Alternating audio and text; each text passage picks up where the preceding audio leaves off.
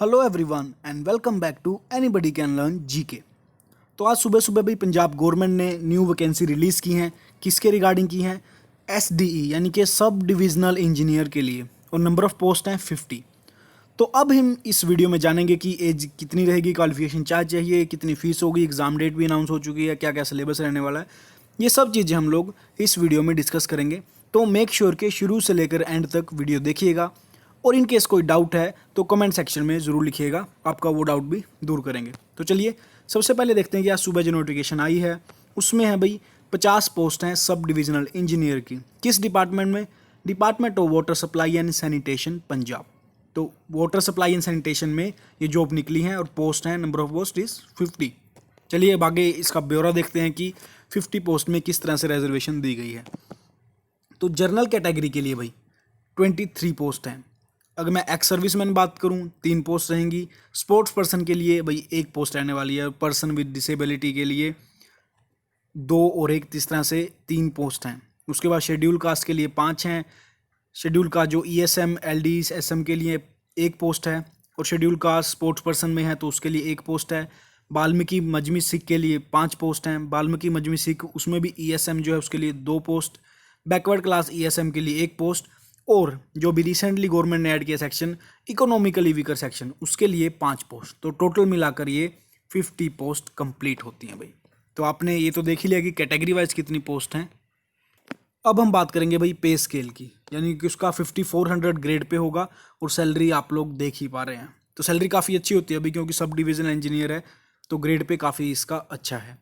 लेकिन बात देखने वाली ये है कि इसका अगर आपकी जॉब लगती है तो प्रोबेशन पीरियड इसका 3 साल का है। यानी कि आपको जॉब लगने के बाद, यानी कि मान लीजिए अगर आपकी जॉब 21 में लग रही है तो 3 साल का प्रोबेशन है, तो 2024 तक आपको सिर्फ बेसिक पे मिलेगी।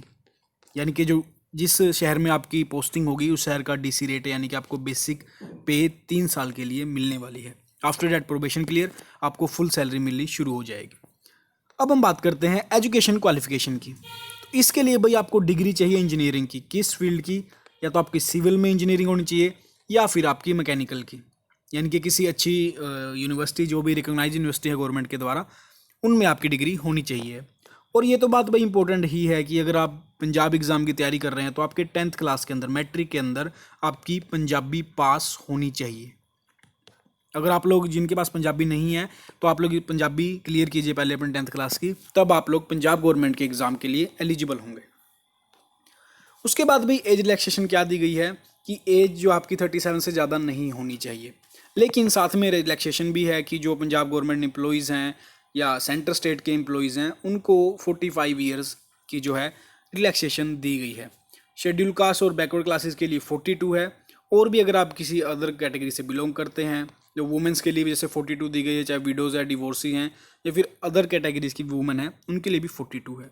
तो आप जिस कैटेगरी से बिलोंग करते हैं अपनी एज वीडियो पोस्ट कर देख सकते हैं। उसके बाद है भाई टेंटेटिवली डेट जो है इन्होंने दी है नवंबर 2020 के लिए दी है भाई। यानी कि कम्पिटिटिव एग्ज़ाम जो होगा इसका वो नवंबर के अंदर टेंटेटिवली हो सकता है। इन केस अगर कोविड-19 कोई खलल डालता है भाई, तो इन केस एग्ज़ाम थोड़ा लेट हो सकता है, अदरवाइज़ होगा ही। क्योंकि आप देख सकते हैं कि जो पीपीएससी का जो एग्ज़ाम है वो तो इन्होंने डेट सितंबर की दी हुई है, इसके लिए नवंबर डेट दी है, तो मोस्ट प्रोबेबली भाई नवंबर में पेपर हो सकता है। तो आप लोग ये सोच के मत चलिए कि एग्ज़ाम जो है डेट डिले होगी, तो ऐसा नहीं होने वाला है। आप लोग तैयारी इसकी शुरू कर सकते हैं।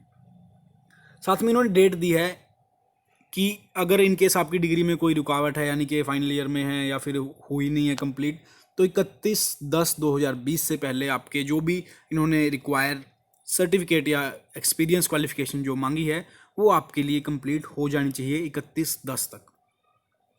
लास्ट डेट क्या रहने वाली है भाई? लास्ट डेट रहेगी 31, यानी कि ये मंथ आपके पास पूरा है। और फीस डिपॉजिट कराने के लिए 7 अगस्त डेट लास्ट डेट है। हो सकता है एग्ज़ाम इसकी डेट जो है वो लास्ट डेट है वो बढ़ जाए, लेकिन वो डिपेंड करेगा कि 31/7 को ही पता लगेगा कि एग्ज़ाम डेट बढ़ी है या नहीं बढ़ी। तो अब तक के लिए आप, मेरा तो यही सलाह है कि इन केस अगर आपको कोई एग्ज़ाम भरना है तो भाई जिस दिन नोटिफिकेशन आती है उससे 1-2 दिन बाद भर दो। लास्ट डेट की वेट मत करो, भरना तो है ही है। क्योंकि लास्ट डेट में क्या होता है, अभी सर्वर हैवी हो जाता है, कई बार एग्जाम रह जाता है। इवन कई बार मेरा भी एग्जाम 1-2 छूटे हैं, इवन यूपीएससी तक का एग्जाम छूटा है। उसके बाद है, अब हम बात करेंगे इसका एग्जामिनेशन किस वे से होगा। ये तो मैं बता चुका हूँ आपको कि नवंबर के अंदर होगा। तो अब हम सिलेबस की बात करते हैं। तो उसका जो पर्टिकुलर सिलेबस रहने वाला टेक्निकल वो रहेगा 100 क्वेश्चन, और हर एक क्वेश्चन जो है 2.5 मार्क का होगा। तो इनके 250 नंबर ये हो गए। उसके बाद है रीजनिंग आएगी भी 20 नंबर, यानी कि 50 नंबर की रीजनिंग हो गई। उसके बाद यानी कि टोटल क्या हुआ भाई, 120 क्वेश्चन हो गए, 300 मार्क का होगा। इसके बाद आपका होगा इंटरव्यू, जिसके के नंबर होंगे 40, यानी कि कुल मिला के आपका ये एग्ज़ाम हो गया 340 मार्क्स का, जिसके अंदर 40 नंबर इंटरव्यू के हैं और बाकी 300 नंबर आपके एग्ज़ाम के रहने वाले हैं। अब हम बात करते हैं भाई फीस स्ट्रक्चर के बारे में। जो शेड्यूल कास्ट हैं, शेड्यूल ट्राइब हैं और बैकवर्ड क्लास है पंजाब की, ऑनलाइन फ़ीस इतनी और एग्जामिनेशन फ़ीस इतनी मिला के उनकी फ़ीस होगी 1125 रुपये। उसके बाद एक्स सर्विसमैन है, उसके लिए जो है सिर्फ 500 रुपये फ़ीस है इसकी, लेकिन बाकी जो कैटेगरी हैं एज़ यूजुअल जो इसकी फ़ीस होती है ये है 3000, यानी कि जनरल कैटेगरी के लिए भी आप देख सकते हैं। और जो भी इन्होंने दे रखा है बीच में कि जो भी एक्स सर्विसमैन ईवीएस के हैं उनके लिए भी ये फ़ीस इतनी ही रहने वाली है। और पीडब्ल्यूडी के लिए यानी कि पर्सन विद डिसेबिलिटी के लिए जो पंजाब स्टेट के हैं भाई, यानी कि जिनका रेजिडेंस पंजाब प्रूफ है, उनके लिए 1750 ये फ़ीस रहने वाली है। तो अलग अलग कैटेगरी के लिए अलग अलग फ़ीस है। बाकी जनरल फ़ीस भाई इसकी 3000 ही रहती है। उसके बाद है, अब अगर मैं सिलेबस की बात करूं भाई, तो सिविल और मैकेनिकल के लिए है, ये स्क्रीन पर आप अपनी देख रहे हैं। क्योंकि मैं अकेला अकेला डिस्कस करूंगा तो 1 घंटा चला जाएगा भाई। आप स्क्रीन को पॉज कर सकते हैं, या फिर साथ में मैं इसका सिलेबस की एक PDF आपको दे दूंगा वीडियो के एंड में, यानी कि डिस्क्रिप्शन में डाल दूंगा। आप मेरे टेलीग्राम के चैनल से ले सकते हैं। टेलीग्राम का लिंक भी मैं डिस्क्रिप्शन में डाल दूंगा, आपको वहाँ पर सब कुछ मिलने वाला है। ये जो है सारा डिस्कस कर रहा हूँ भी मैं, सारा आपको स्क्रीन पे दिखा रहा हूँ जो आपका सिलेबस रहने वाला है। आप लोग चाहें तो इसकी इमेज भी ले सकते हैं, क्योंकि मैं सब चीज़ डिस्कस नहीं करूँगा। और मेन बात क्या रहने वाली है भाई, there is no negative marking. जैसे कि PPSC में नेगेटिव मार्किंग नहीं होती है, तो इसके लिए भी आपको कोई नेगेटिव मार्किंग नहीं है। तो आप लोग ट्राई कीजिएगा कि आप पूरा पेपर अटैम्प्ट करके आएँ, चाहे आपको उसके लिए तुक्का भी लगाना पड़े अगर आपको नहीं, क्योंकि नेगेटिव मार्किंग नहीं है तो ये प्लस पॉइंट रहता है। लेकिन अब देखने वाली बात ये भी है कि नेगेटिव मार्किंग नहीं होती है तो भाई कट ऑफ भी हाई रहने के चांसेस रहते हैं। और आपको भाई इसका एग्ज़ाम भरने के बाद आपको कोई हार्ड कॉपी भेजने की ज़रूरत नहीं है। पहले क्या होता था, लास्ट ईयर 2018 में क्या होता था कि आपको एग्ज़ाम फॉर्म भरा, उसका प्रिंट निकाला, फिर आपको PPSC भेजना पड़ता था।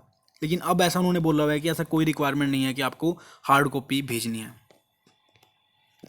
तो भी ये तो था, मैंने डिटेल दिया आपको। इन केस कोई डाउट है तो कमेंट बॉक्स में पूछिएगा और शेयर कीजिएगा ताकि ज़्यादा लोगों तक ये नोटिफिकेशन पहुंच सके। तो थैंक्स फॉर वॉचिंग भी, जल्दी मिलेंगे नई वीडियो के साथ।